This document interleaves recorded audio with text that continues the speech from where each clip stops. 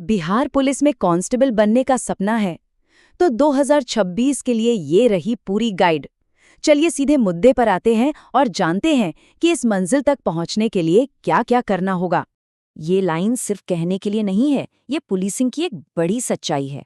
आप सोचिए, कोई भी बड़ा ऑपरेशन हो, उसकी कामयाबी की शुरुआत जमीन पर मौजूद एक कांस्टेबल से ही होती है, तो ये एक बहुत बड़ी जिम्मेदारी है और उतना ही बड़ा सम्मान भी।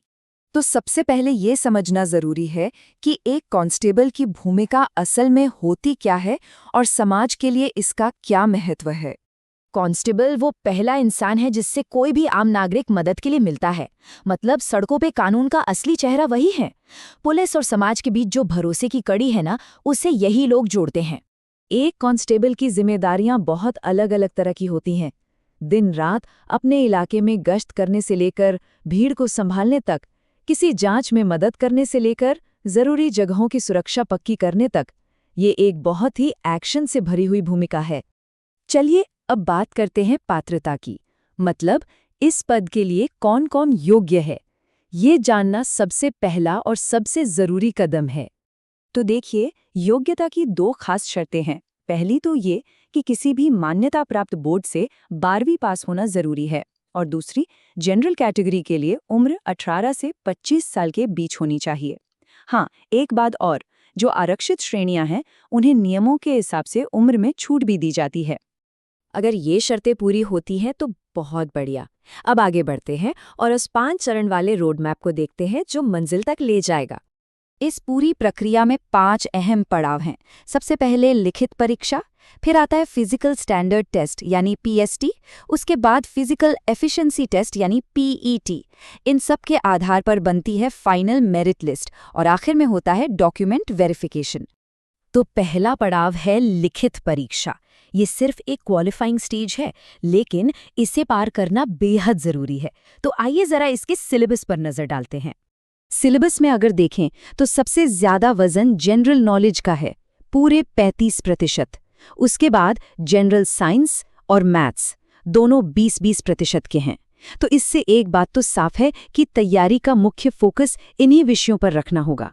अच्छा, अब जरा पिछले साल के कट ऑफ पर नजर डालते हैं, इससे एक अंदाजा लग जाएगा। देखिए, 2023 में जनरल कैटेगरी में पुरुषों के लिए ये 68 था और महिलाओं के लिए 45। तो मतलब इसे एक बेसलाइन मानकर अपनी तैयारी को सही दिशा दी जा सकती है।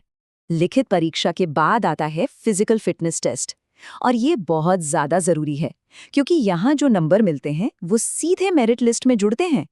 पुरुष उम्मीदवारों की बात करें तो जनरल कैटेगरी में कम से कम 165 सेंटीमीटर की हाइट जरूरी है।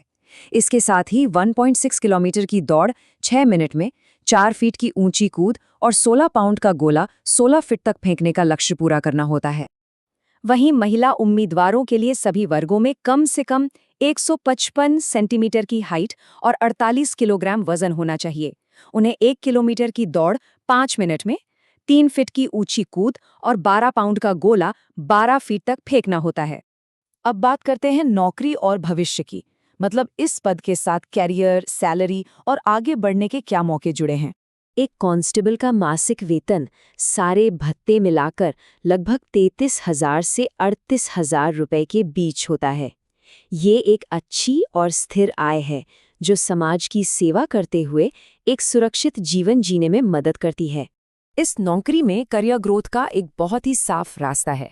अच्छा काम करके और डिपार्टमेंट के एग्जाम्स के जरिए एक कांस्टेबल, हेड कांस्टेबल, फिर एएसआई और सब इंस्पेक्टर के पद तक भी पहुंच सकता है। लेकिन देखिए, अंत में ये सिर्फ एक नौकरी नहीं है। ये वर्दी पहनना, अपने राज्य और लोगों की सेवा करने का एक संकल्प है। ये समाज में सुरक्षा और विश्वास की भावना लाने का एक मौका है, और ये चीज़ किसी भी सैलरी से कहीं ज्यादा कीमती है।